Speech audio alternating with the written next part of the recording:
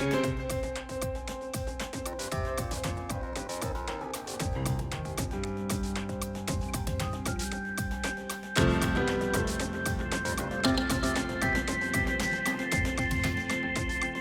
Papandreou, in May 2010, when the IMF board decided about the emergency credit program for Greece, the IMF's own experts recommended to restructure Greek sovereign debt at the expense of the creditors, because otherwise the level of debt would become unsustainable. And this assessment was proven right. Why then it was not done? Well, first of all, it would have been very good had the IMF said this. The staff report. Yes, I'm saying it would be very good if they had said that officially to the Greek government, that they were supporting this, which they did not.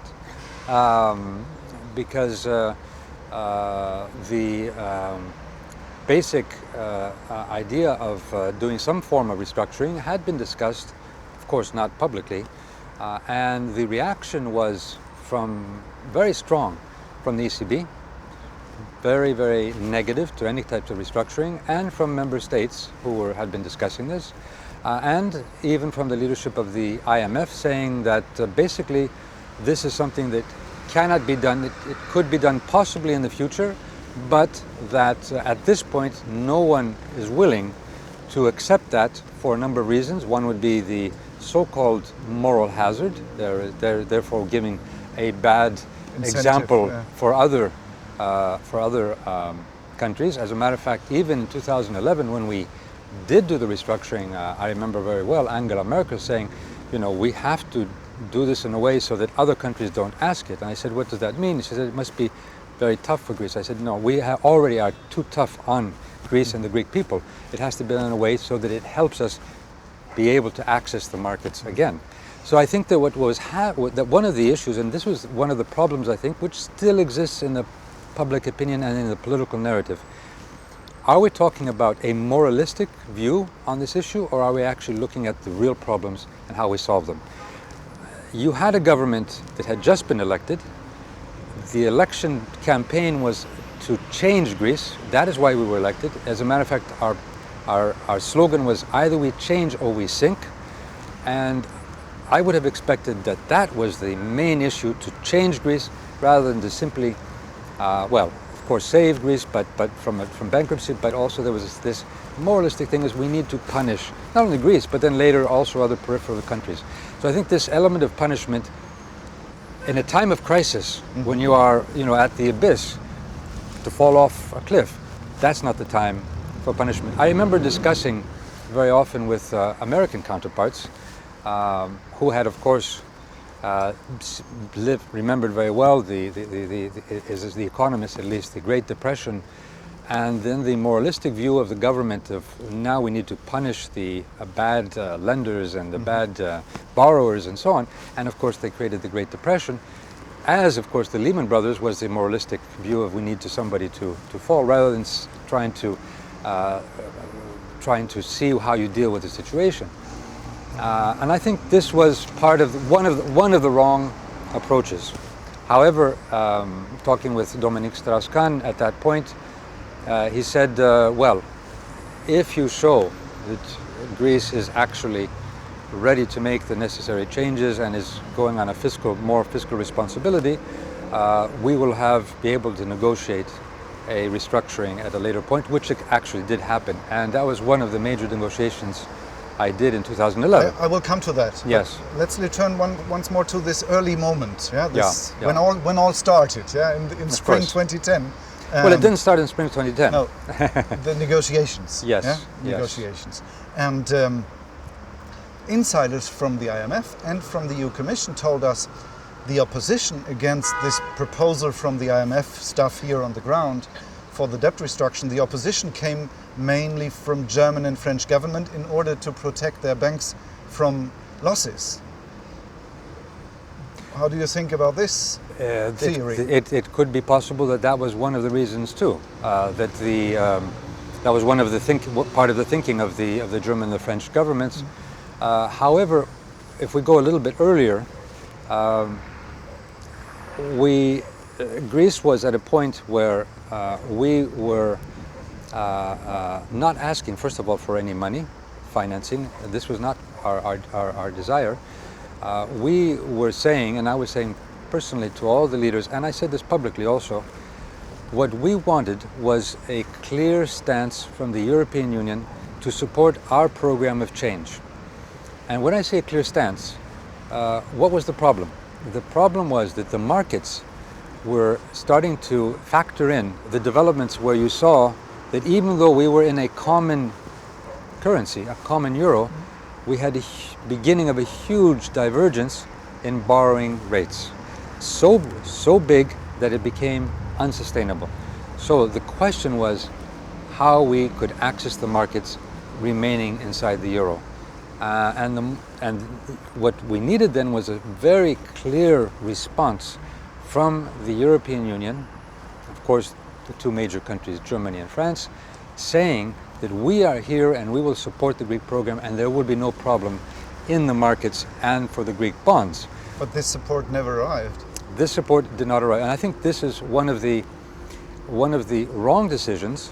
I had, as you know, many contacts and continual discussions with many of the governments, amongst them, of course, the German government, and not only I, but also my finance minister and others, by saying that had we, the European Union, collectively responded in a dynamic way in the initial stages, the markets would have been calm. We would not have needed money from member states or from any other source. We could have continued to access the markets. But now, why do I say that? Wasn't the debt level already very high then? It was very high, but look at what has happened with Italy and with Spain, which normally would be even a higher risk in the markets. But when the European Union Council in 2012, I remind you that the euro crisis, the peak of the euro crisis continued until 2012, until the European Council made a statement that they will do whatever is necessary, and then Draghi came out and said, I will do whatever it takes because I believe that the divergence, that the markets that are not reacting positively or are reacting or overreacting to this crisis. Had that been done in one form or another, whether it was the ECB or whether it was the collective of the European Union in 2010, with the first program we came in, which was everybody said was good. This was in March, way before the Troika, in March 2010. Had there been a strong response, we may not have needed €1 from anyone. And that would have been less costly, not only for Greece, but less costly also from the donor countries, such as Germany. Why do you think it was not given? I think there were a number of reasons. First of all, when I talked to the German government and to Angela Merkel, the response was, well, this is a good program, the markets will understand. I believe that the markets were in panic. The markets were in panic not simply because of Greece. The markets were in panic after 2008, after the crash in New York and in Wall Street with the Lehman Brothers. You see the markets who had created bubbles. On the one hand, now any little noise was creating a stampede. So Greece was the, if you like, receiver of a stampede in the markets. A stampede where a psychology of fear and even a psychology of speculation was hitting us. So I don't see how the markets at that point could rationally believe that a program like we were doing alone in Greece would be enough. This is where we needed a collective action.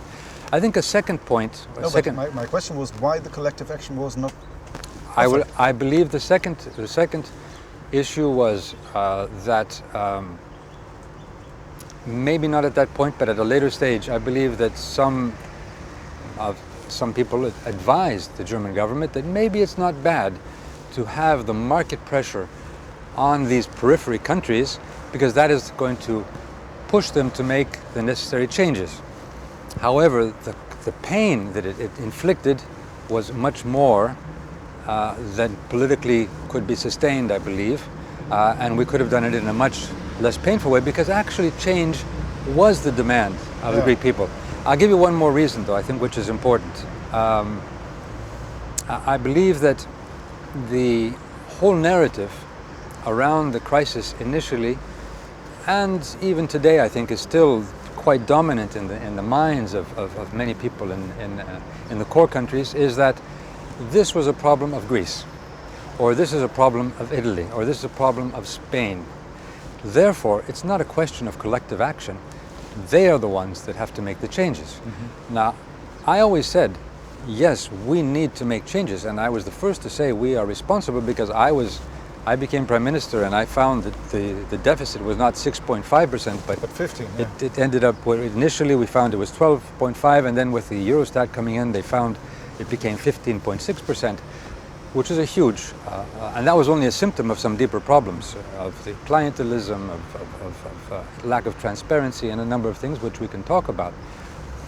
But we were dealing with a systemic problem in the Eurozone of interdependence and of imbalances which other countries did not want to recognize.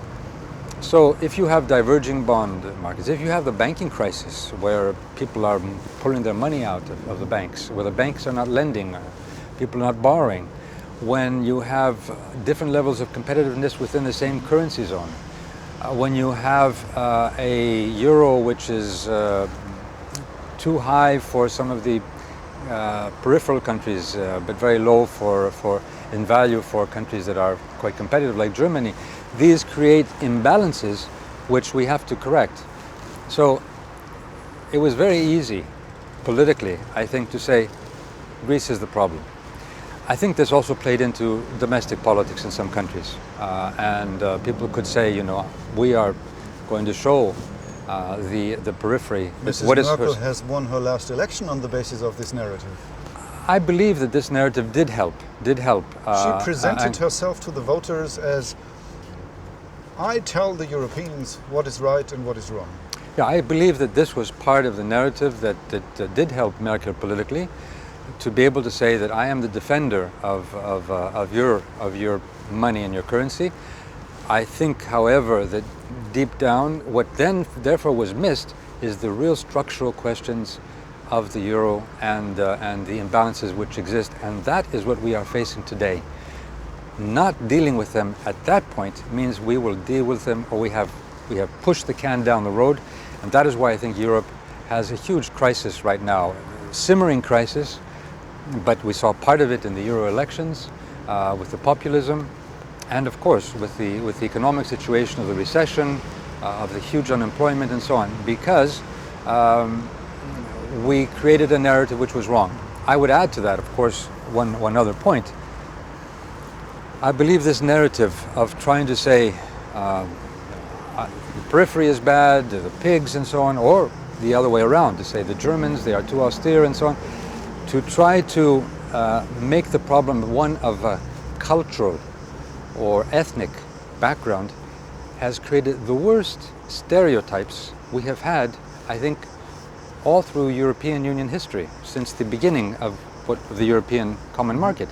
We have created divisions, nationalisms, stereotypes, racisms, which is undermining the basic concept of what Europe is. We have to get away from that. I give you a very simple example, which I'm sure you know. There was a very big discussion that Greeks don't work very much, they're lazy, or they take too much vacation. Well, I heard that, I read that in the German newspapers. I looked up the statistics in OECD. In 2010 we were #1, and we still are #1 hardest working laborers in all of the European Union, and #4 I think in the OECD. So these were stereotypes which were used and had nothing to do with the real problems. Now you have said what I wanted you to say at the finish of the interview. Anyway, we can put it at the end of the interview if you like. But I have to return in the timeline a bit more to back then. Because this collective action and support was not given, we had the programs of the so-called Troika, and the then decided adjustment program imposed a draconian austerity program on Greece, with cuts in expenditures and tax increases of 18% of GDP in only 3 years. as far as I have counted it. And not only that, by now it's 27%. Wasn't it clear from the beginning that this would lead to a complete collapse of internal demand and an economic catastrophe? Well, first of all, on the program, I had proposed in 2009 when I first met, the first meeting I had as Prime Minister with the European Council in Brussels. I said, they had then, a number of leaders had said, what we want is cuts. You need to cut. And I said, listen, I will not be against cuts. However, that is a symptom. There may be some salaries that are very high in the public sector. We need to rationalize. We need to be responsible. I absolutely agree. But the real issues are much deeper. They are issues of bad functioning of the state, of a clientelistic state, of waste, of reorganizing the state, of lack of meritocracy, of employing too many people for political reasons, of oligarchs being able to influence politics, media, banks, companies and so on, so that we were not investing where we needed to really invest in our comparative advantages. So I said, I have a program to make changes, and I told them what my program was, my pre-election campaign was, which transparency, complete transparency in the public sector, fighting corruption, fighting clientelism, reorganizing local government, which I actually did. So they initially said, fine, we will support you on that. But a few months later, when the markets were not responding or were being still panicky, then the whole austerity thinking came. And I always said to them, I said, the problem for us is we need to make reforms. I'll give you a very simple example. No, but my question is, wasn't it to be seen? Wasn't it predictable that this would lead to economic catastrophe? Well, this is another, I would say it was not that clear, because for a number of reasons. First of all, everybody predicted that there would be growth in Europe. I said we need to have, of course, some form of public investment. If you don't like Eurobonds for the sovereign debt, at least Eurobonds for projects and so on, or some form of EIB into so even though we were, as a country, we had to do cuts, there would be a wider But I tell you one thing, the IMF stuff, they knew. They didn't tell us. They knew. I have a memo written by the IMF representative yes. here in Athens from March 2010, has been sent to all board members of the IMF from yes, Europe. Yes. And this memo said, I quote, the fiscal contraction will cause a sharp contraction in domestic demand and intend a deep recession, severely stretching the social fabric. That's exactly what later happened. Yes. So they knew what they were doing. Well, obviously then, there is a huge responsibility on the IMF for not making that, I don't say public, but not highlighting that in the negotiations, in the discussions with the, not only the Greek government, but with other governments also. This is where they now recognize, maybe not that point exactly, but they now recognize that there were mistakes in the program. But had they, if it's true what you're saying, then they have a huge responsibility for supporting the program in the initial stages. But I will give you another one or two important points which were not factored into the program. When we began the program, we were planning to get into the markets in 2012. That was the projection. So 2010, 2012, that meant that the program, the difficult decisions would be the first 2 years, and then this was the projection. In 2011, they realized that we would not access the markets. However, why did we not access the markets? Some were saying, well, it was Greece to blame because we did not have reforms. In fact, we were #1 in OECD for reforms. The OECD says we have been, but of course there were difficulty in implementing. But the one of the major reasons was that the climate in the Eurozone was such that the markets did not trust the Eurozone, did not trust the Euro. So for example, and they did not trust what the European Union was doing. For example, there was a discussion from at around even, I would say, March, April 2010 it began. I think it was with a statement by even Wolfgang Schäuble, who said that in the treaty we should put an article which says if there is a misbehavior by a member, we will kick them out of the Eurozone. Well, that statement at the time when we were trying to show the markets that we were credible and that things would be moving positively, immediately turned it around and forced us, not only that statement but similar statements, forced us to then go to ask help from this mechanism that was created, the ESFS. That discussion about the Grexit continued for 2 years. Now you can say, well, we were getting help. We were getting help from the German taxpayer, and we were happy about this. And you can say you were kept solvent. We were kept solvent and so on. However, if it was help, depends on your perspective. Well, obviously the German taxpayer, I can understand saying we have helped Greece. Has taken liabilities and this help.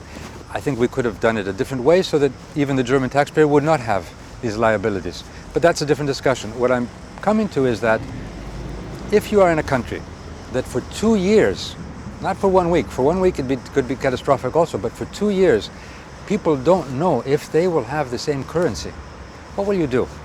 If you think that your euro could become a drachma, what would you do? What do you instinctually do? First of all, you take the euros out of the bank. Do you think Mr. Schäuble did this on purpose? No, I will get to that if you like.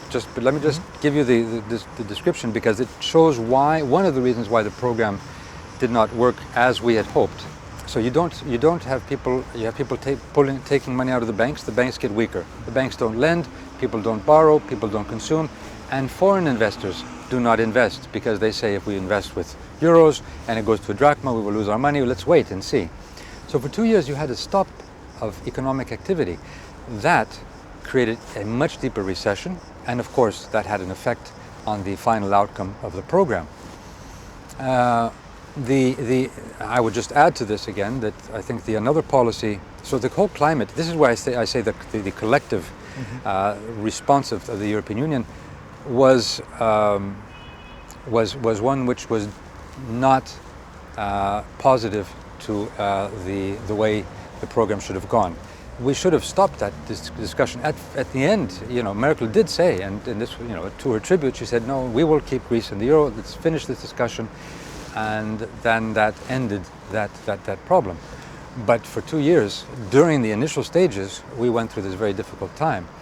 Now, I would add to this one, which I've always said, is that had we prioritized differently the program and said more reform and a slower fiscal adjustment, that would have been politically certainly more viable, because people wanted these changes and were ready for changes.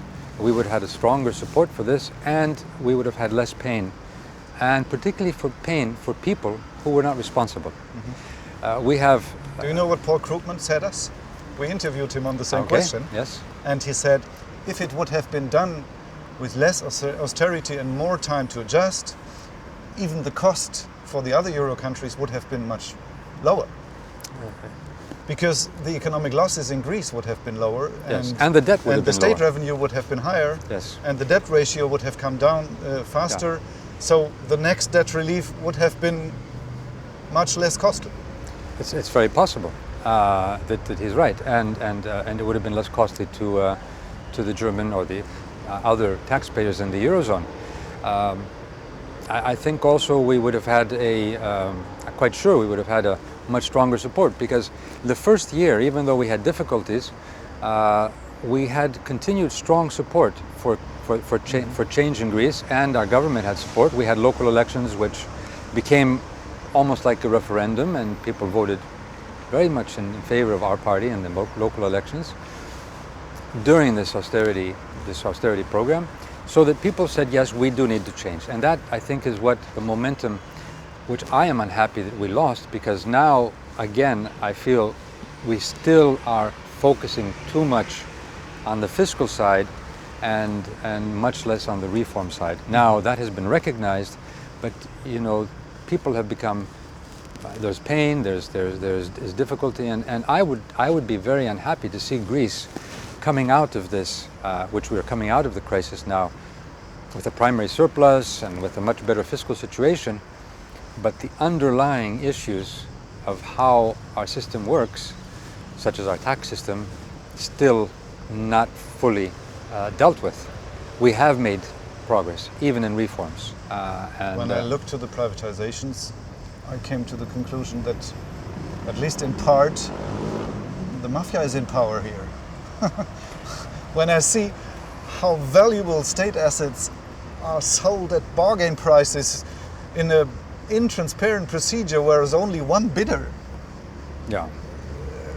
I can only agree with the fact that, first of all, in a global capitalist system where we are today, where there is a lot of money which is controlled by oligarchs around the world, as a lot of lack of transparency, just to say that we let the market forces decide on how we use our assets is wrong.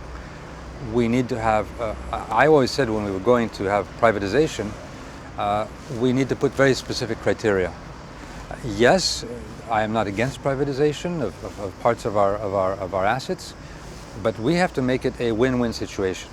Not only investment, but investment brings technology, which brings education and training, which brings in new partnerships, and which makes sure that there is some form of social criteria of how you use these assets. Mm-hmm. And unluckily, I see that this is not the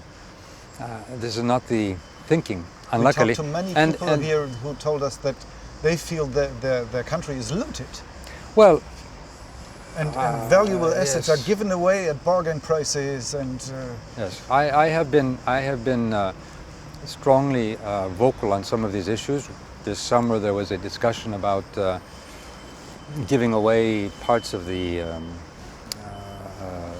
coasts and the islands and so on. And luckily there was a strong reaction by the civil society, and even the minister decided to withdraw this. But we need to continue to be vigilant. But on the website of the privatization fund, it's still in offer. Well, I'm not saying that some parts of land can be used. No, but also the coastline. Yeah, that's why I'm saying we need to be vigilant. Mm-hmm. We need to be vigilant. I would add that when there was a discussion about privatizing pieces of land in Greece and selling off some of the public assets, I proposed a law. I was not long enough Prime Minister to make it law, that nothing could be sold, but it could be rented for a long period of time. So land that is public should never be sold, I said. It should be, it could be exploited by private interests, but it would remain in the ownership of the public sector. I think that would have been a very important law to have kept, and we have parts of Greece which can be certainly developed, but to know that these developments, in the end, the person that has the higher ownership, if you like, and the monitoring of this is the public sector. I have to turn to a question which seems a bit technical, but is up until now very, very important for the Greek state. When you negotiated about the second memorandum, the second program, an important part was this belated debt relief called private sector involvement, PSI, and by this many Greek banks lost a lot of money and needed to be recapitalized immediately after. Yes. So the Greek state had to borrow again 50 billion to recapitalize its banks, and by this nationalized the banking system more or less. Yes. And there's one provision in the program which obliged the Greek state to resell, to reprivatize the banks in only 3 years, with a very complicated mechanism, warrants and so on. as far as I've understood, the Greek state now loses a lot of money by selling these bank shares to foreign investors, mainly American hedge funds, who make a killing with this at bargain prices. Why it has not been decided to let the Greeks go the same way as the Americans did, stay with the banks until they are profitable again and then sell it with profit for the state? Who demanded that it must be done even if it is a loss? Well, I will agree with you on this. And as a matter of fact, there was a discussion in October in 2011 in the European Council where the Swedish Prime Minister, even though he is on the right wing and you would expect him maybe to be more in favor of the quick privatization, because of the Swedish experience, because they also, as the US, but other countries too, but the Swedish experience some decades ago, I think it was in the late 80s or early 90s, had a huge banking problem. They socialized or nationalized the banks, and they did this by buying up the stock, the common stock, and they kept these banks, they created a bad bank and they kept these banks in their custody, and that bad bank at some point made profit, which went back to the Swedish people, basically, because there was a taxpayer that was paying for the recapitalization. He proposed that be part of the, not for Greece, but generally for all of Europe, that this be a law in the treaty, that if you have in the ESM proposal. I supported him. It was not supported by the rest of the council. It remained simply as a suggestion. However, in Greece, I was adamant to say that we will recapitalize with what they call common stock rather than preferred stock. The difference is that the common stock basically gives you ownership. Gives you ownership, yeah. That occurred despite the very strong opposition of course, some of the banks, even in the Troika initially. But I said I will not vote for this if it is not common stock. When I left as Prime Minister, of course, there were details then dealing with this issue, which changed somewhat the whole equation, and and that's why in one recent vote I did not vote for a special provision which allowed for selling off at a very cheap price banks. It was a provision for a particular bank, but the provision was also a general provision that could be used in the future. So I was against that. I was against that for another reason too, because I believe that Europe should have come and said, because this is of course difficult for the Greek debt to hold on to have the Greeks pay in to these banks at a time when we're in a crisis. It could easily have been the ESM that could have recapitalized and held on as an ESM to these assets for a longer period of time than 3 years. But do you remember from the negotiations who demanded to put it in the memorandum that the banks need to be resold in such a short period of time? I did not deal with that specific thing, and to be honest, I believe that took place after I had left my office as Prime Minister, that detail particularly, but I need to look that up to see. Okay, but because we are going to do it, I have to explain to my viewers, the Euro countries, the taxpayers of the Euro countries have to lend to the Greek state 50 billion euros to recapitalize the banks. Okay, necessary, I agree. But now these same banks are being sold to American hedge funds who make a killing on this, on the basis of borrowed money from us, and at the same time the Greek state has not enough money to care about the health of its people. I agree very much with you on that, and I think that this is where again, as a European Union or as a Eurozone, we should have said, first of all, the ESM to be used to recapitalize, and therefore it would also be able to hold on, because it's the Greek. I think one of the arguments possibly is that the Greek has to sell off quickly because of the debt and the deficits and so on, and therefore, however, the ESM could hold on to this for 10 years, could be in control of this, and Therefore, we need not sell to the hedge funds or to whoever anyway very quickly, which would then, of course, mean if you are forced to sell and the buyer knows you are forced to sell, he will give you a low price. Yeah. So that could have been done in a very different way. And I would add to that you know, we still, and this is one of the problems, we still in Europe haven't solved the banking crisis. The US solved it in one way or another. One could have said it could have been done differently and so on, but at least they were very clear about, basically they nationalized the banks and they dealt with it very quickly. We are now 6-7 years after 2008 and still the banking crisis is with us. So these are where I say that our collective response was not effective. And that is why I think this is a European issue. This is not a Greek issue. This, either we understand, we see that we work together as a collective to deal with these problems, or we are undermining the whole European project. Because our citizens will say, well, why Europe? If it can't deal with these major financial crises or climate change crises or migration or whatever, if we can't deal with these issues together, why stay together? And if it also is helping certain interests, very specific interests, which creating more inequality and basically helping a financial system which is very opaque and not transparent, and people of course get very angry and rightfully so. Before the second memorandum, the second contract with the Euro countries were put in force, you wanted the Greek people to ask in a referendum to decide whether they are in favor or not. But this referendum has never taken place. Yes. How it came? Well, first of all, Greece had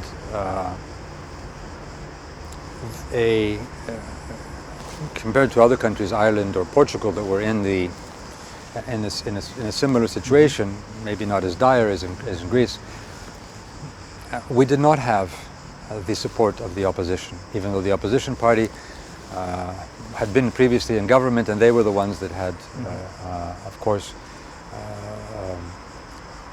thrown this hot potato to us, if you like, of this huge deficit.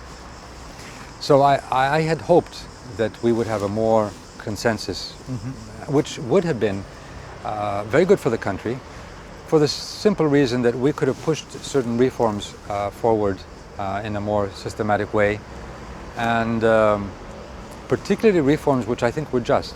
For example, fighting tax evasion. Rather than sort of saying that taxes were, that they were bad, that they were too heavy and so on, I said, well, let's fight tax evasion. Let's work together and fight tax evasion. Let's create a tax system where we all can agree is a more just tax system and a more effective tax system. But why then did it not happen? So, it was very easy for the opposition to say, let them deal with the problem and we can slowly gain politically by criticizing them and so on. Now, I of course had thought about the referendum quite a while, because I said, since I cannot get the consensus of the opposition, I had many of the different interests against me, some of the media controlled by some of the banks, by some of the oligarchs and so on, were not happy. They did not want to see the nationalization of the banks, which was happening with the common stock.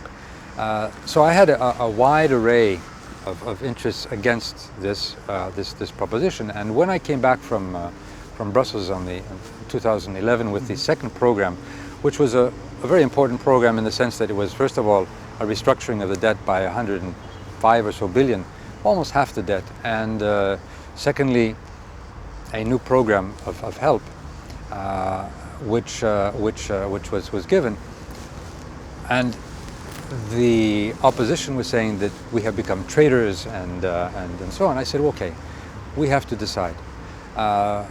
If you want to play the protectors of the Greek people, let's have the Greek people decide what they want to do. Either we follow this program, which has it's good and it's bad, but it's a program in any way, and this will guarantee us that we remain in the euro, or we say no, which very possibly would mean also that we would leave the euro.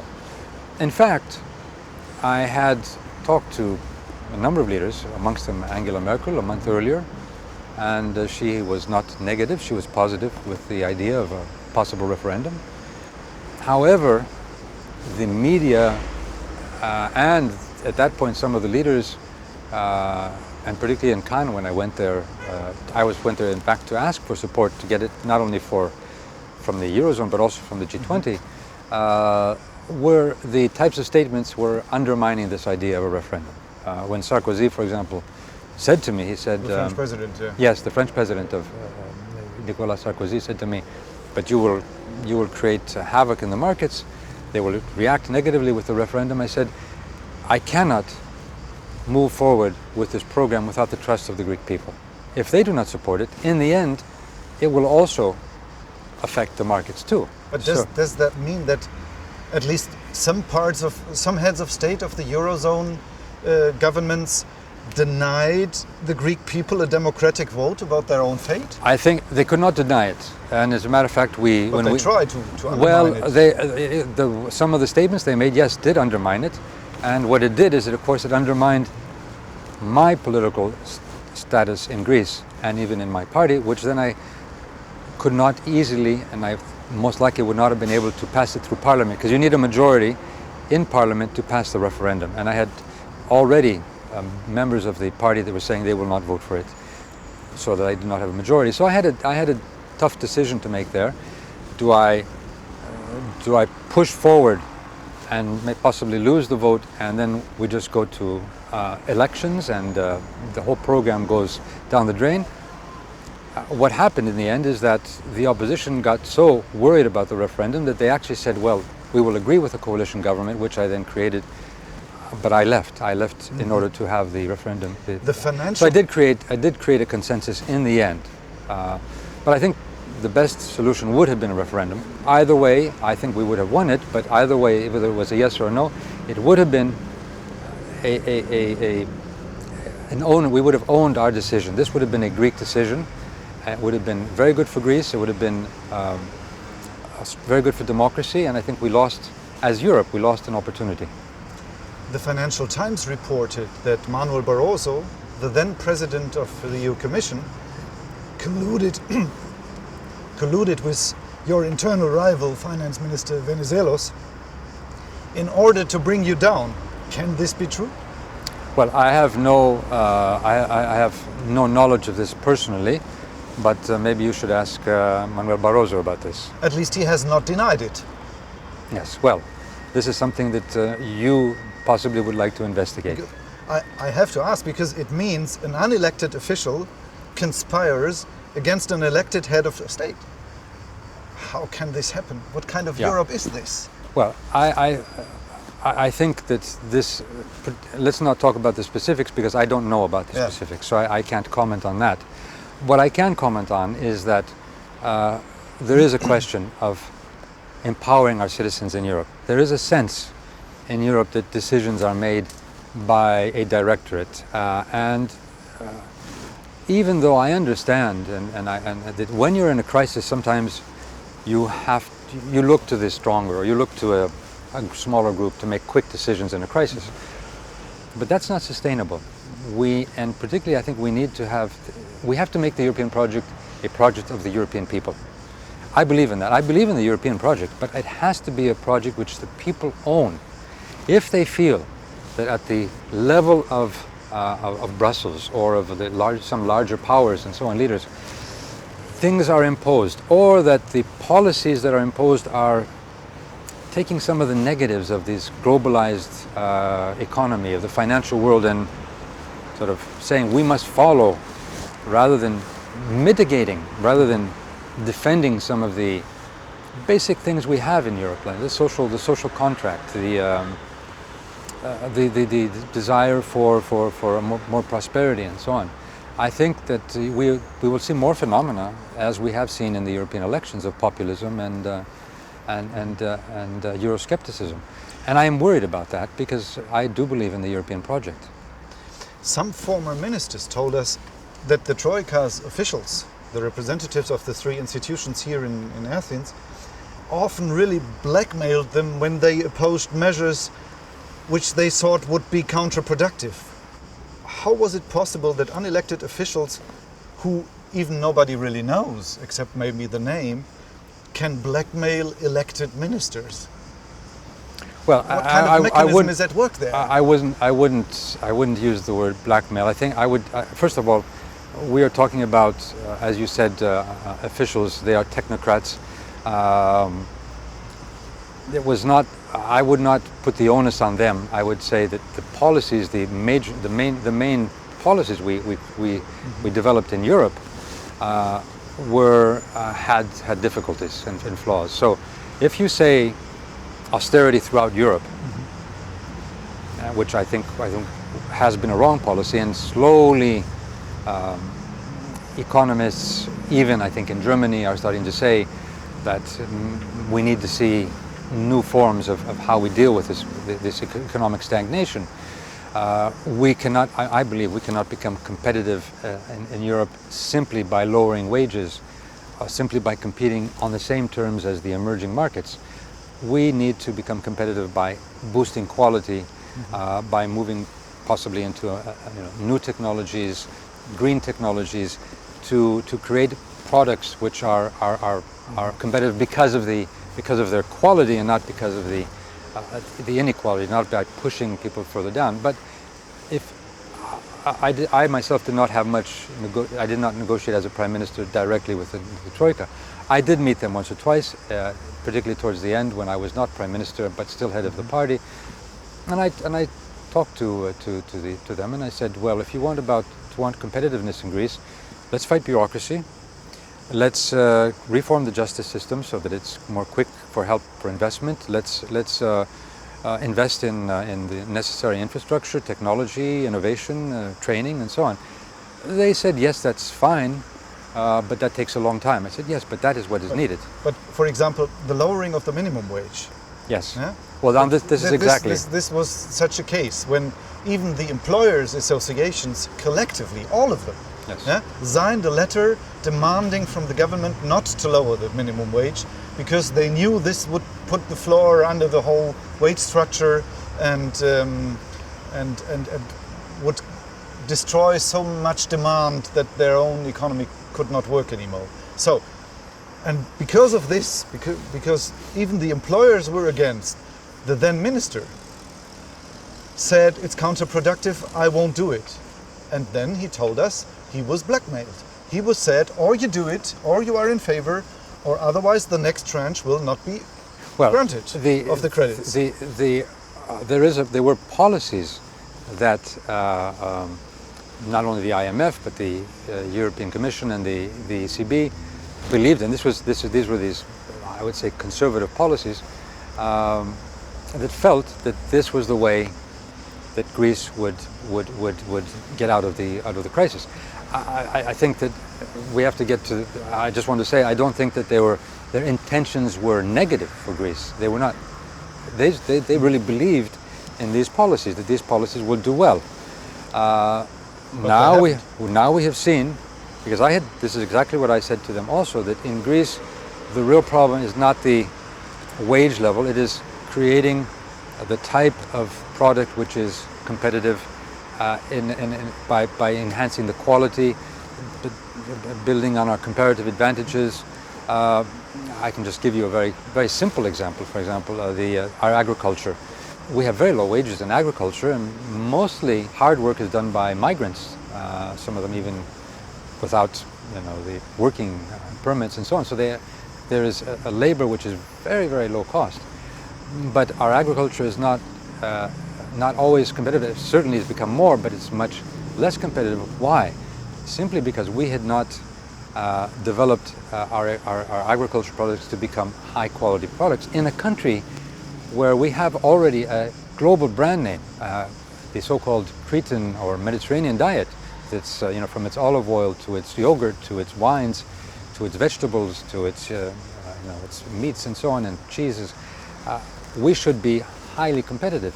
So this is where you need to say, what in the structures, why aren't we competitive? Is it the training? Is it the organization of our cooperatives? It is the marketing? Is it the technology and the technocracy, the technology of how you bring in new innovation in this? Or is it the wages? It wasn't the wages. Now there may be some sectors where the wage could play a role, but I believe also that this was not the main issue, and I think this has been borne out. But this is not simply a Greek problem. I think what we are seeing in the developed world, whether it's in Europe or whether it's in the US, is a competition where there is a pressure on the middle class and the lower class to push down the whatever social benefits, or whatever wages and so on, in order to be more competitive with the emerging markets. Who profits from that? Money is basically profits for big business, but that money does not stay in the country. This is another problem I think we have, and we Social Democrats have to deal with this, and this is where I think in our as a Social Democrat we have to rethink, and this is where Europe could play a role. We used to have a social contract, and that was very important for our European model and for our societies. It was saying, okay, we are in a capitalist system, but part of the profits will go to those who are workers, to those who are employees, those that are our infrastructure, our education, our pensions, and so on. And this was a partnership of the three sides, if you like, the social partners of the state, employers, employees. However, with capital leaving the nation state and moving into a stratosphere of a globalized economy without any forms of control, transparency, we have tax havens, we have offshores, we have people, it's called tax inversion in the US. I've written a book about it 20 years ago. Well, you were the globalization trap. That's right. You were ahead of your times, but it's very. Not only is inequality huge now around the world, but governments have very little capacity to deal with some of these social issues which are developing. How do we deal with this? We cannot deal with this at the national level. We need to deal with it collectively. One of the first things I said when I was Prime Minister I think even in the first council I went to, I said, yes, we have to change things in Greece, but tax havens. There are many in Greece that are able to use the financial system to take their money outside of Greece, and we have no way of taxing them. I began a negotiation with the Swiss government on this issue. I remember then the German government had already negotiated, even though I think the German courts now have struck this down as they thought it was not the proper negotiation. However, there was something. I said, let's move at least on that, where you tax and you give us the revenue. You in Switzerland tax and you give us the revenue that we would be owed, or at least part of the revenue we would be owed. But this needs a common response, which not only in Europe, but the G8 or the G20 has not done other than lip service. Or with the CDSs, for example, which is, we have a market of, if I am correct, it should be a market of something like 600 trillion, not billion, trillion dollars. And how can a small country like Greece alone deal with a market which can speculate? They can bet against you, the so-called naked CDSs, which means that they don't even have an interest, a direct interest in what happens in Greece. They can bet, as was said then, that you can bet on your neighbor's house burning down, and you could profit if your neighbor's house burns down. It has nothing to do with you. So you have every reason to see your neighbor's house burn down. Well, certainly there was that type of speculation too. I don't know how much, but there certainly was part of that. And I, in the very beginning, went around. I went to Angela Merkel, to Jean-Claude Juncker, who was then, of course, head of the Euro group, to Nicolas Sarkozy, Barroso, Van Rompuy, and we signed a letter together, and I took it to Obama on the issue of CDSs. Well, nothing has really been done. At least transparency in the financial system would be something which would be helpful, and I think it would be better for the financial system itself. Mm-hmm. Last question. In Germany, many people think, the Greeks, yes, they have done it bad, they have managed their country bad, they should stop complaining, and we all are afraid to lose our money there. What would you answer them? I think we need to look at I would say first of all that this is a wrong narrative. We have to look a little bit at the history of Greece. After the Second World War, Greece went through 2 civil wars. We went through dictatorships. We went through very authoritarian regimes. We went through even the Cyprus problem. We had a huge investment in defense because of this. We are in a region which is even today, maybe even more so today, quite volatile, with our links, historical links in the Balkans and the Black Sea, Ukraine, Turkey, Middle East. We are a few hours from Egypt or Libya. So we have, over these years, certainly not have done the necessary changes in our, I would say, state institutions to be much more effective, much more modern, if you like, much more transparent. That was the basic reason I feel we had the high deficit, that the institutions were not working. Not only the Greek ones, of course, because the monitoring. Weren't there not also many German companies and German banks who profited from expenses in Greece? First of all, the EU was not monitoring Greece as it should have. I mean, had it done so, I would have not been I would have not inherited a huge deficit. They would have said something much earlier and publicly. So there was a responsibility there. So that's a systemic problem. Yes, the corruption in Greece that existed, there were quite a few German companies that were directly involved with corruption. And I had said as opposition, then I said, for example, on the issue of Siemens, I said to the leader, to the Prime Minister, then I said, let's open up this thing, and if it has anything to do with our parties, let's clean up the political system and then go to elections. Let's do it. This is a historical opportunity. So yes, there takes two to tango when there's corruption. I'll just give you another one. We had, in the medical sector, high levels of corruption. What was happening? Multinational pharmaceutical companies were giving perks or special benefits to doctors if they prescribed their medicines, and of course prescribed them at very high prices. Who was paying for the medicines? The taxpayers and the employers and the employees and the pension system was paying for these medicines. So we had over-prescribing for illnesses, which is unhealthy, first of all, but secondly, costly. What I did is I said, okay, let's put everything on the computer, online, keeping privacy, but at least we know what symptoms and why a doctor and what medicine he or she is prescribing. And I said, I had to say this, I said, anybody who does not get into that system, we will fire. 95% of the doctors agreed when I said that, and in 1 month we cut the cost by 30%. Unfortunately, it didn't stop there, no? It didn't. Yes, we need to continue. The cuts have been, the expenditures in health have been limited to 6% of GDP, which is a relative figure. Yeah. Yeah. And the European average is 8, the German is 10, the American is 16. Well, this is why I'm saying that the real problem is not simply cutting, but creating the reforms to make our country much more efficient and transparent and dealing with these very clientelistic interests. I say very often that our country is, I try to describe it, I say it's more like a clientelistic capitalism in a sense, where the state was linked up with very specific business interests, and that did not allow for a transparent governance and one for the public good.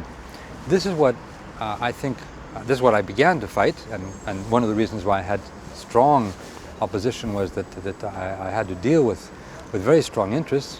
But then I had hoped that the European Union would understand that this is what was needed in Greece. Even, of course, I did have a discussion once with people in the IMF and saying, if you do this in Latin America, if you are going to, let's say, Brazil or to Uruguay or to Argentina and so on or wherever, do you only make market reforms or do you look at some of the structures, look at the corruption, look at the oligarchs, look at the inequalities and so on? And they said, well, that's political, we don't deal with that. I said, but that is the problem. Yes, there may be some market reforms which need to be done, and I would not be against certain types of market reforms. But let's look at the core issues, and I think this is where there was a big problem in Europe. So what I would say to our German friend, first of all, you have taken a burden on you, and that is respected by Greeks.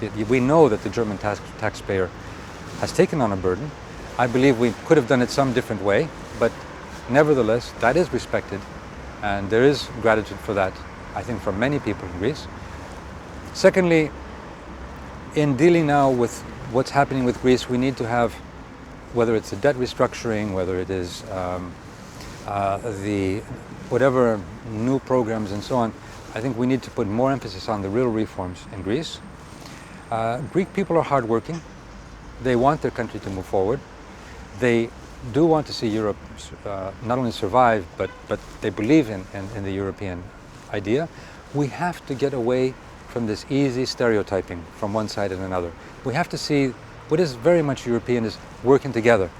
The diversity that we have is an asset. It shouldn't be feared.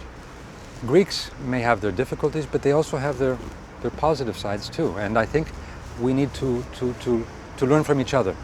I remember when I was head of the European Council of the foreign ministers, and we were in the presidency, and we organized many meetings and in our Greek way.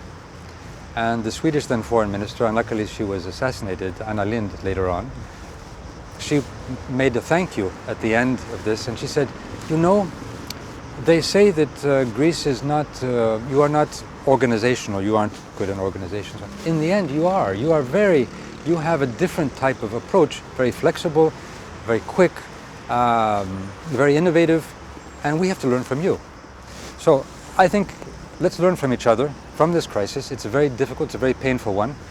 The worst would be to build new walls between each other. Let's be able to shake hands and say, we've learned from this, let's make some changes, and let's see how we can work together collectively to deal with the wider problems, which aren't between Greece and Germany, they're between our citizens and the financial world, our citizens and climate change, our citizens and violence and war around the world, our citizens in making a world a much more better place, more democratic and humane place to live in. Okay, thank you very much. Thank you very much. It took a bit longer, but... I hope it was useful. No, of course.